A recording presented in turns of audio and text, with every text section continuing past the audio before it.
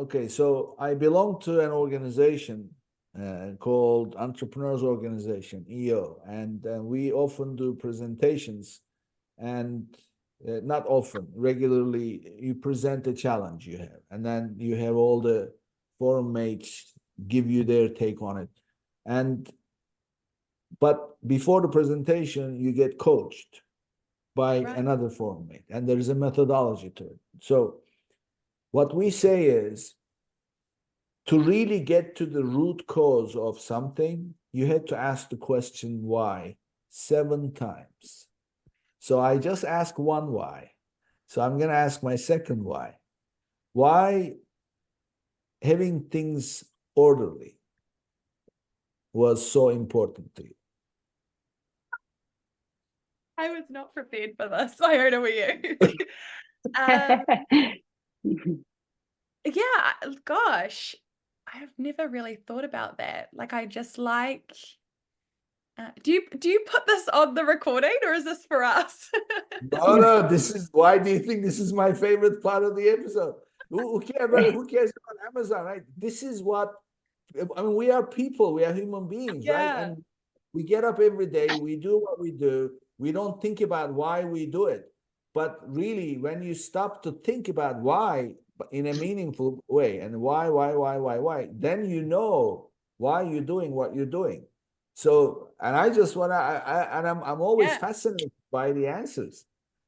No, of course. Do you know, if I could like be very vulnerable, I think uh sometimes it actually can be a bit of a problem, because I think I can think in quite absolutes. It's just how my brain works sometimes. So I want things to be tied up neatly in a bow, which is not obviously always the case in life. And so when there's opportunities to have that, and whether that's finances or numbers, and there's a definite answer for something, and something's accurate or it's not, that just sits really well with me. Is it control? Yeah. There we go. Look at this. Maybe. No. Well, you know, I mean, these are, so this is, I'm going to share a quick story. I had one of the large agencies CEO on the show, and we, obviously, they're full service Amazon agency, and we started talking, but the subject very quickly became company culture. And we started talking company culture. Okay, how do you create a culture in this virtual environment where people are working remotely, blah, blah. We're talking best practices because everybody hires remotely these days, and culture is key. So I said to him, why is culture so important to you? He said, it's the team. It's the teamwork. That's what I like. And I want to build a team. That's ultimately what it is. It's not about Amazon, and I love.